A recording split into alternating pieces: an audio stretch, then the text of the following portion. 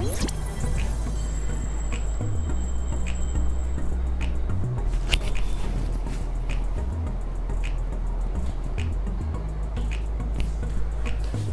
Students, welcome to Bansal classes online. I am Jaisingh Suryavanshi. Last lecture में student हमने discuss की थी कुछ डिजीज जैसे टाइफॉइड एंड ट्यूबरकुलोसिस। साथ ही साथ में हमने मलेरिया डिजीज जो कि एक प्रोटोजोन डिजीज है, इसके हमने जितने भी ट्रीटमेंट है और प्रिवेंशन हमने डिस्कस कर लिए थे। हमने देखा था बेटा कि बैक्टीरिया से भी डिजीज होती है और हम बैक्टीरियल डिजीज डिस्कस कर रहे हैं सबसे पहले, है ना। इसके पहले हमने प्रोटोजोन डिजीज को डिस्कस किया था, मलेरिया डिस्कस किया था बेटा हमने उसमें एग्जाम्पल। और उसके बाद में हमने स्टार्ट किया है बैक्टीरियल डिजीज, जहाँ पे हमने देखा टाइफॉइड एंड ट्यूबरकुलोसिस को।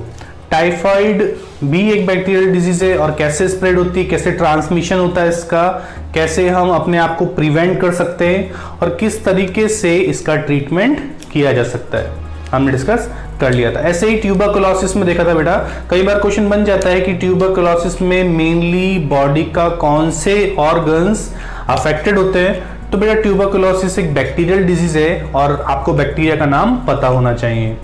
जितनी भी डिजीज है खासकर उनमें आपको बैक्टीरियाज के नाम पता होना चाहिए, इंपॉर्टेंट है, याद रखने हैं आपको।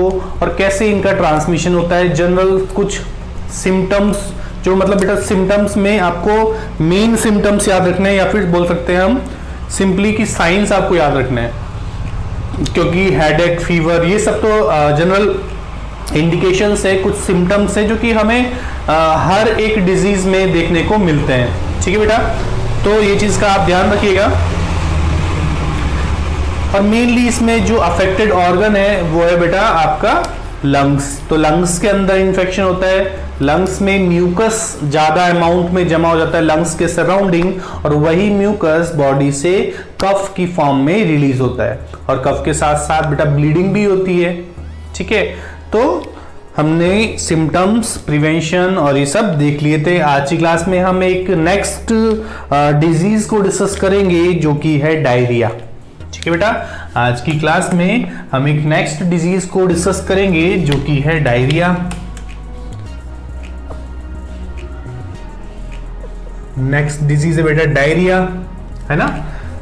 फर्स्ट हम डिस्कस किया malaria, second typhoid, third tuberculosis, fourth है बेटा डायरिया। अब डायरिया हमें पता है बेटा किस टाइप की डिजीज है। तो डायरिया कैसी है, बैक्टीरियल डिजीज है। किस पैथोजन के थ्रू होती है, पैथोजन का नाम लिख लेते हैं हम, कौन सा पैथोजन है जो कि इस डायरिया डिजीज के लिए रेस्पॉन्सिबल है। तो कौन सा है बेटा, तो इसमें बहुत सारे ग्रुप ऑफ बैक्टीरियाज शामिल है बेटा, है ना। बहुत सारे बैक्टीरियाज यहाँ पे इंक्लूड है इस डायरिया को कॉज करने के लिए। कौन कौन से, तो सीजेला, ठीक है। इसके अलावा बेटा इकोलाई, इसके बाद में बेटा जैसे साल्मोनेला की जो स्पीशीज है उनके थ्रू भी ये डायरिया कॉज होता है बेटा। अब डायरिया में होता क्या है बेटा, डायरिया जैसे आपने देखा कि कोलेरा में और जैसे टाइफॉइड में हमें सिम्टम्स देखने को मिलते हैं, वैसे ही सेम सिम्टम्स हमें यहां पर देखने को मिलते हैं। तो हम सिम्टम्स डिस्कस कर लेते हैं बेटा, आपको अपने आप समझ में आएगा कि जब हम प्रिवेंशन डिस्कस करेंगे तब आपको अपने आप समझ में आएगा कि कैसे ये ट्रांसमिट होती है। ठीक है, आपको बिल्कुल क्लियर पता चल जाएगा। तो बेटा सिम्टम्स क्या क्या है, इसके सिम्टम्स हैं जैसे फीवर, ठीक है, जैसे एब्डोमिनल पेन, जैसे बेटा एब्डोमिनल पेन, पेट में दर्द होता है, ठीक है। इसके अलावा जैसे loss of minerals,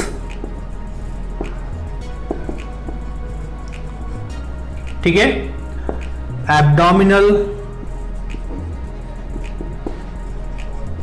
cramps, clear. और लिख लेते हैं बेटा, जैसे हमने लिख लिया fever, abdominal pain, loss of weakness, abdominal cramps, body weakness,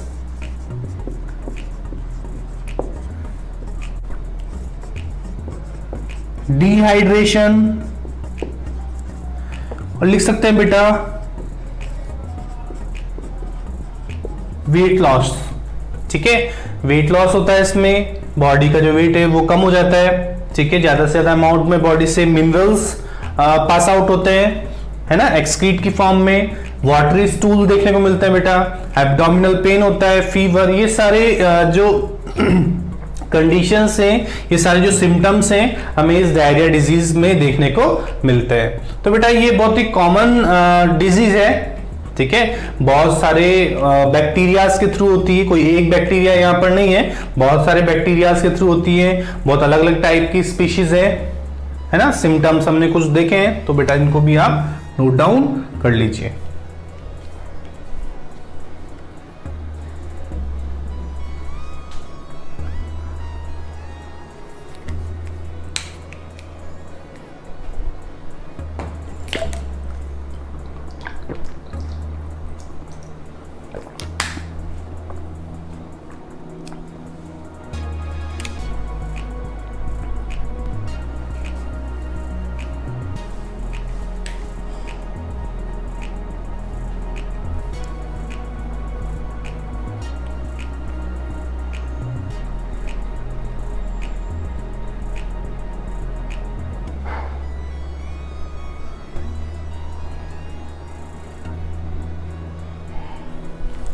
ठीक है बेटा, इसके बाद में हम डिस्कस करते हैं इसके क्या क्या प्रिवेंशनल मेजरमेंट है, उनको डिस्कस कर लेते हैं।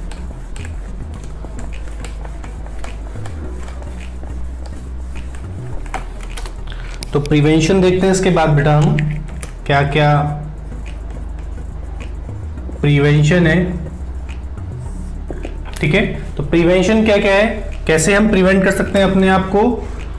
तो सबसे पहले तो जरूरी है बेटा maintain hygiene,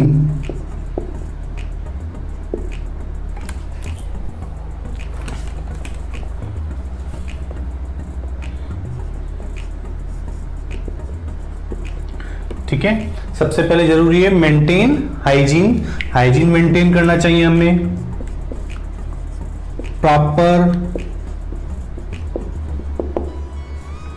washing of hands, हाथों को बार बार धोना चाहिए बेटा,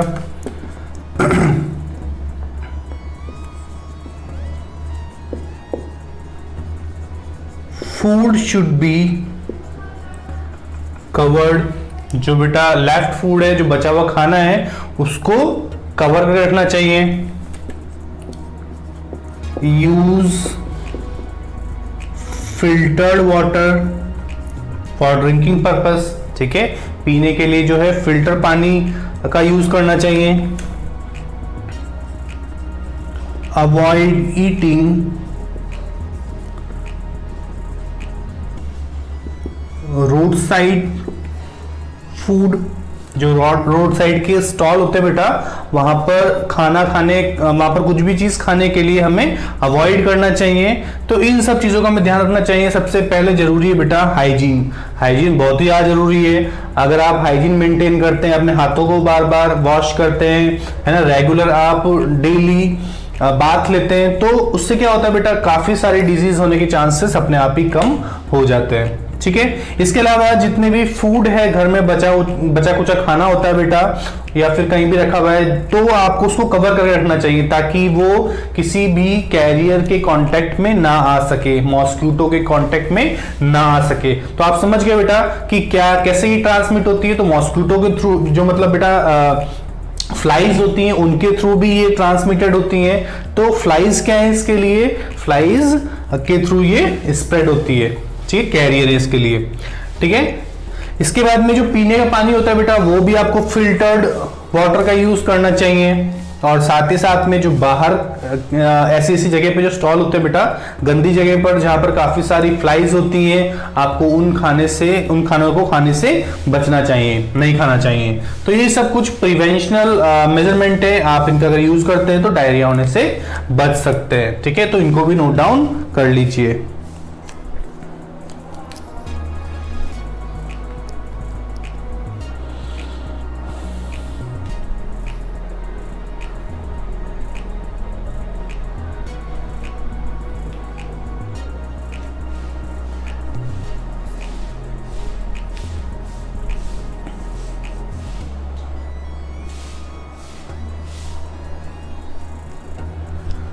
ठीक है बेटा, रब कर दूं उसको मैं।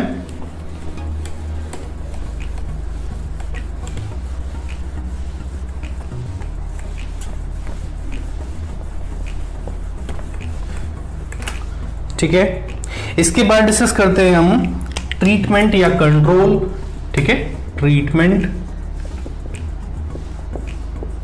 या कंट्रोल कैसे कर सकते हैं इसका। तो ट्रीटमेंट किया जा सकता है। ट्रीटमेंट के लिए बेटा किसी भी जो जितनी भी एक्यूट डिजीज हैं उनके ट्रीटमेंट के लिए मेनली हम क्या कर सकते हैं, हम या तो बेड रेस्ट ले सकते हैं। ठीक है, हम अपनी बॉडी को रेस्ट दे सकते हैं। रेस्ट करने से क्या होता है बेटा, आपकी बॉडी के अंदर एनर्जी स्टोर होती है। ठीक है, क्योंकि जनरली जब डिजीज होती है बेटा तो बॉडी के अंदर वीकनेस देखने को मिलती है, तो आप उस कंडीशन में क्या कर सकते हैं, बेड रेस्ट ले सकते हैं। ठीक है, नहीं तो अगर आपको अगर ट्रीटमेंट करना है तो क्या करना पड़ेगा, मेडिसिन का यूज करना पड़ेगा, एंटीबायोटिक्स का यूज करना पड़ेगा। ठीक है, या फिर क्या कर सकते हैं आप, वैक्सीन ले सकते हैं। अगर आपके आसपास एरिया में वो डिजीज काफी ज्यादा हो रही है तो आप वैक्सीन का यूज भी कर सकते हैं अपनी बॉडी को इम्यूनाइज करने के लिए। ठीक है, ताकि वो डिजीज आपको ना हो। तो ट्रीटमेंट क्या है, सबसे पहले बेटा कंप्लीट बेड रेस्ट। ठीक है, हमें बेड रेस्ट लेना चाहिए, साथ ही साथ में वैक्सीनेशन कराना चाहिए बेटा, ताकि एंट्राइटिस और कोलाइटिस के चांसेस काफी कम हो जाए बेटा। ये जो जितने भी इसके बैक्टीरियाज हैं, जितने भी माइक्रो ऑर्गेनिज्म है, जितने भी पैथोजन है जो कि हमारी बॉडी के अंदर जाके डायरिया कॉज कर रहे हैं, ये मेनली आपकी इंटेस्टाइन के अंदर इंफेक्शन कॉज करते हैं। आपकी इंटेस्टाइन की जो लाइनिंग होती है उसको डैमेज करने लगता है। ठीक है, तो इसी डिजीज को बोलते हैं हम डायरिया। एक और हम लिखते हैं बेटा ट्रीटमेंट, यूज ऑफ ORS। ठीक है बेटा, यूज ऑफ ORS। ORS क्या होता है बेटा, ORS होता है ओरल रिहाइड्रेशन सॉल्यूशन। हमें ORS का यूज करना चाहिए।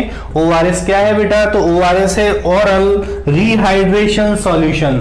ठीक है बेटा, इस ORS के अंदर मिनरल्स और साल्ट्स प्रेजेंट होते हैं। ठीक है, जब हम इसका यूज करते हैं तो जितने भी बॉडी से लिक्विड स्टूल के थ्रू जितने भी मिनरल्स बॉडी से लॉस हो जाते हैं उनको दोबारा से ये क्या करता है, उनकी कमी को पूरा करने का काम करता है ये। तो इसे बोलते हैं हम ORS। आपने देखा होगा मार्केट में अलग अलग ब्रांड से मिलते हैं बेटा, ये इलेक्ट्रोलाइट भी आता है, ORS भी आता है। ठीक है, तो ORS क्या है, ORS ओरल रिहाइड्रेशन सॉल्यूशन। जितना ही बॉडी के अंदर डिहाइड्रेशन हुआ है उसको दोबारा से ये क्या करता है, पूरा करता है। ठीक है, बॉडी से जितने भी साल्ट्स की कमी हो चुकी है ना, लिक्विड स्टूल के थ्रू उसको पूरा करता है ये, मतलब साल्ट्स और मिनरल्स की कमी को पूरा करने का काम करता है। तो ये कुछ ट्रीटमेंट है, इनको भी आप नोट डाउन कर लीजिए, फिर हम नेक्स्ट डिजीज डिस्कस करते हैं।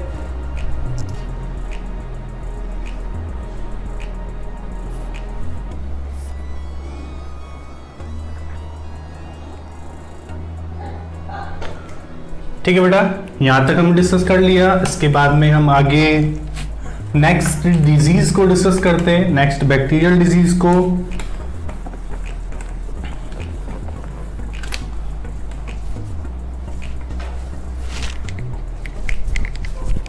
ठीक है, जो नेक्स्ट बैक्टीरियल डिजीज है कौन सी बेटा, 5th नंबर पे है ना, 5th नंबर कौन सी है, कोलेरा।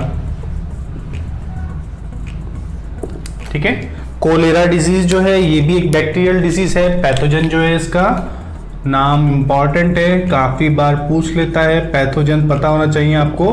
तो पैथोजन क्या है, पैथोजन इसका विब्रियो कोलेरी।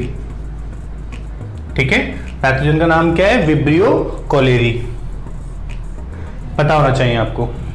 ठीक है, इसके बाद में अगर हम बात करें ट्रांसमिशन की, कैसे ये ट्रांसमिट होता है, ट्रांसमिशन कैसे होता है, तो बेटा कैसे ट्रांसमिट होता है ये, थ्रू हाउस फ्लाइज। ठीक है बेटा, मक्खियों के थ्रू ये स्प्रेड होती है डिजीज। क्लियर? जो हाउस फ्लाइज हैं वो क्या है, इन डिजीज के लिए कैरियर का काम करती है बेटा। पैथोजन को जो विब्रियो कैलोरी के बैक्टीरियाज है, ये बेटा बैक्टीरियाज है, क्या है, बैक्टीरिया। इनके जो बैक्टीरियाज होते हैं, इन बैक्टीरियाज को ये एक जगह से दूसरी जगह तक ले जाने का काम करते हैं। तो ट्रांसमिशन क्या है, हाउस फ्लाइज के थ्रू, साथ ही साथ कंटेमिनेटेड फूड के थ्रू ये मेनली स्प्रेड होती है। ठीक है, तो हमने देखा कि पैथोजन क्या है कोलेरा का, साथ ही साथ कैसे इसका ट्रांसमिशन होता है। इसमें भी बेटा जनरली हमें जैसे डायरिया के अंदर सिम्टम्स देखने को मिलते हैं, वैसे ही सिम्टम्स हमें इस डिजीज के अंदर भी देखने को मिलते हैं। तो लिख लेते हैं, पहले इसको आप लिख लीजिए दोनों पॉइंट को।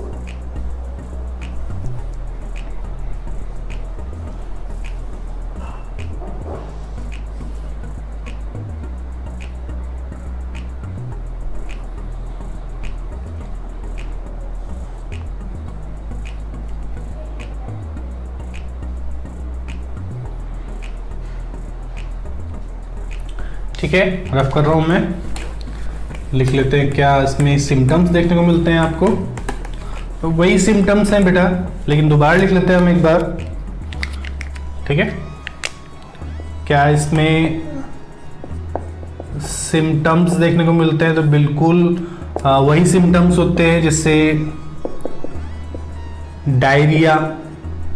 ठीक है, डायरिया होता है बेटा loss of minerals and salts. ठीक है, vomiting, abdominal pain. Clear? Loose motion, headache, weakness. तो ये सारे हमें सिम्टम्स यहां पर देखने को मिलते हैं। ठीक है, डायरिया, एक्यूट डायरिया ऐसी कंडीशन देखने को मिलती है। साथ ही साथ में लॉस ऑफ मिनरल्स, बॉडी से जो वाटरी स्टूल पास होते हैं तो उनके साथ साथ मिनरल्स और साल्ट्स भी बॉडी के अंदर से निकल जाते हैं। तो अब बॉडी से साल्ट्स और मिनरल निकल गए तो क्या होगा बेटा, एब्डोमिनल पेन, बॉडी क्रैम्प्स और साथ ही साथ में बॉडी के अंदर वीकनेस देखने को मिलती है। लूज मोशन होते हैं बेटा, हेडेक होता है इनकी वजह से, और साथ ही साथ वॉमिटिंग जैसी कंडीशन देखने को मिलती है, फूड पॉइजनिंग जैसी कंडीशन देखने को हमें मिलती है। तो ये कुछ सिम्टम्स हैं जो कि हमने टाइफाइड में भी देखे हैं बेटा, डायरिया में भी देखे हैं, और साथ ही साथ इस डिजीज के अंदर भी ये सारे सिम्टम्स और साइन कॉमन है। तो आप समझ रहे हैं बेटा कि जैसे डायरिया में देखा था वैसे ही हमें कुछ सिम्टम्स यहां पर भी देखने को मिल रहे हैं। तो आप इनको भी नोट डाउन कर लीजिए।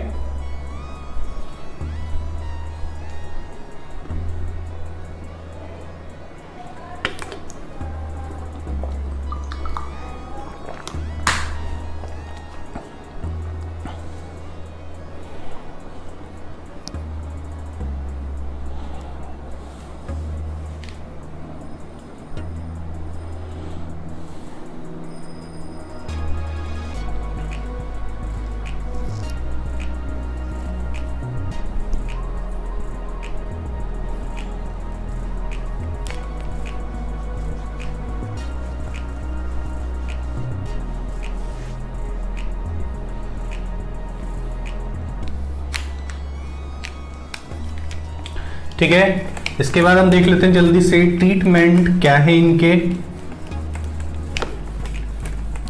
या जो प्रिवेंशन है पहले वो देखते हैं, साथ साथ ट्रीटमेंट देखते हैं। पहले प्रिवेंशन देख लेते हैं कैसे हम प्रिवेंट कर सकते हैं। तो use boiled water and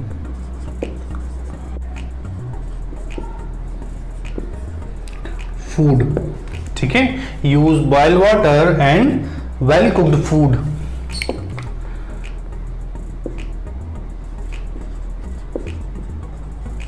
washing of hands.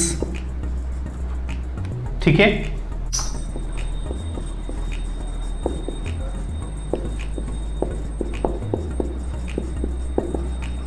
Proper sanitation और इम्यूनाइजेशन कर सकते हैं। ठीक है, तो क्या क्या कैसे कैसे हम प्रिवेंशन कर सकते हैं, तो हम बॉइल्ड वाटर विथ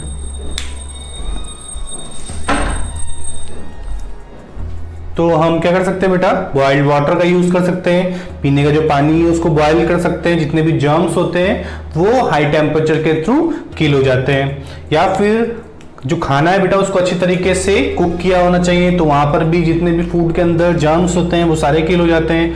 हमें हाथों को बार बार धोना चाहिए। ठीक है, प्रॉपर सैनिटेशन होना चाहिए हमारे आसपास। क्लियर, वरना हाउस फ्लाइज जो होंगी वो ज्यादा से ज्यादा हो सकती है और ये डिजीज होने के चांसेस ज्यादा हो सकते हैं। साथ ही साथ में इम्यूनाइजेशन किया जाना चाहिए। इसके बाद में ट्रीटमेंट में देखेंगे हम कि कौन सी एंटीबायोटिक इसके लिए यूज करते हैं, तो पहले इसको नोट डाउन कर लीजिए।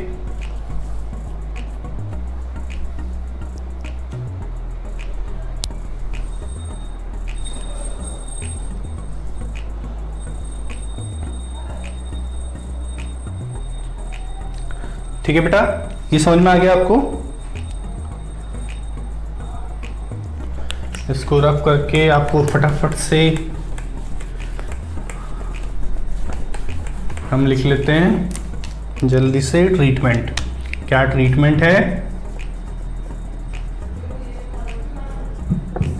ट्रीटमेंट क्या है बेटा इसका, तो वही ORS का यूज किया जाना चाहिए। और साथ ही साथ एक एंटीबायोटिक है, एक एंटीबायोटिक है बेटा टेट्रासाइक्लिन, जिसका यूज किया जाना चाहिए। तो ORS जो होता है बेटा वो साल्ट्स और मिनरल की कमी बॉडी के अंदर पूरी करता है। और साथ ही साथ एंटीबायोटिक है टेट्रासाइक्लिन, जो कि एक एंटीबैक्टीरियल है और इन जो विब्रियो कोलेरी है इसको किल करने के लिए यूज की जाती है। ठीक है बेटा, तो इस ट्रीटमेंट को भी आप नोट डाउन कर लीजिए।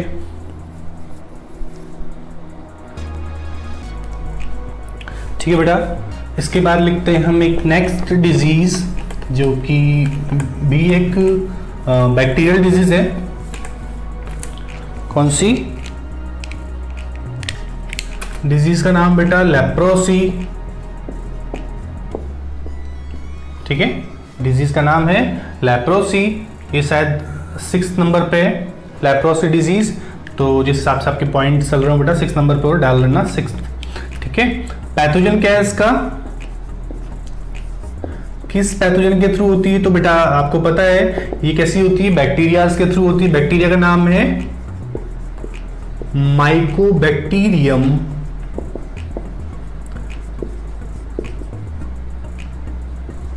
माइकोबैक्टीरियम लेप्री, और ये क्या है, एक बैक्टीरिया है। क्या है बेटा? एक बैक्टीरिया है। ठीक है, तो और साथ ही साथ में ये इसका ट्रांसमिशन कैसे होता है बेटा? ट्रांसमिशन कैसे होता है? तो होता है बेटा डायरेक्ट कांटेक्ट के थ्रू और साथ ही साथ में ड्रॉपलेट इन्फेक्शंस के थ्रू। कैसे होता है? ड्रॉपलेट इन्फेक्शंस के थ्रू। ठीक है, छींक खांसी आने पे बेटा जो हमारे माउथ से ड्रॉपलेट्स रिलीज होते हैं किसी भी इन्फेक्टेड पर्सन से, वो किसी भी हेल्दी पर्सन के कांटेक्ट में आके भी ये डिजीज कॉज हो सकती है, बैक्टीरिया आगे स्प्रेड हो सकता है बेटा। ठीक है, पैथोजन इसका माइकोबैक्टीरियम लेप्री। नोट डाउन कीजिए, फिर हम लिखते हैं फटाफट इसके क्या क्या सिम्टम्स है, प्रिवेंशन और ट्रीटमेंट।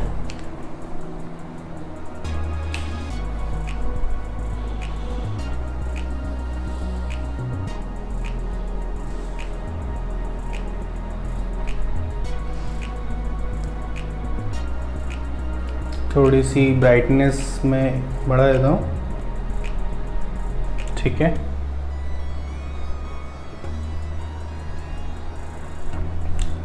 ठीक है बेटा, लिख लेते हैं इसके बाद में क्या सिम्टम्स हैं इनके।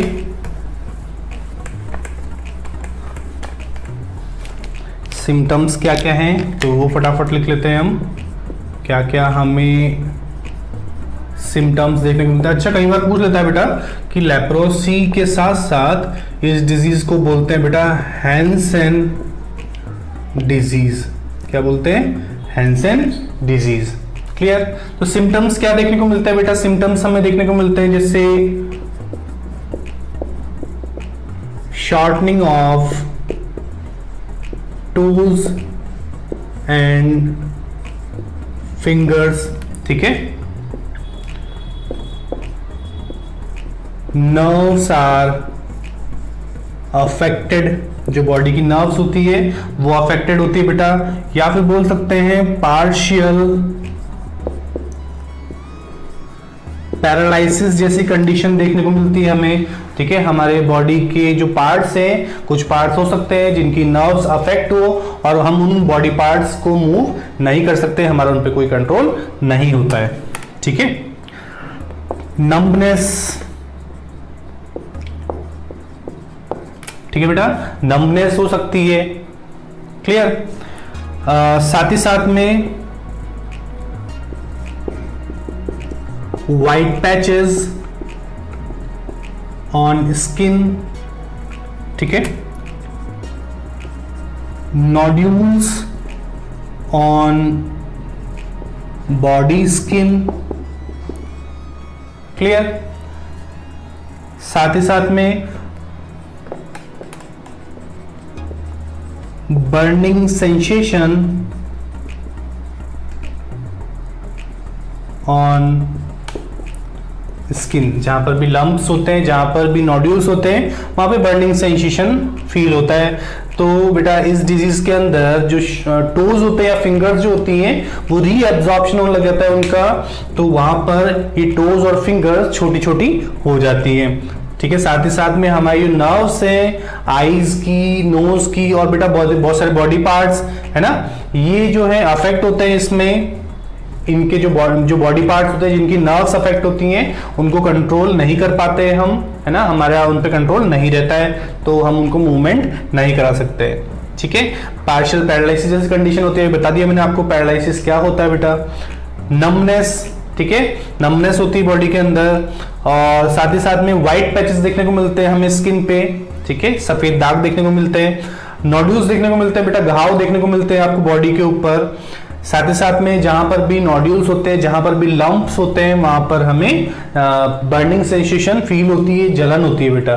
तो ये सारे कुछ सिम्टम्स हैं और इस डिजीज को बोलते हैं बेटा हम हैंसेन डिजीज। कई बार पूछ लेता है आपको, तो पता होना चाहिए, ठीक है, नोट डाउन कीजिए इसको भी।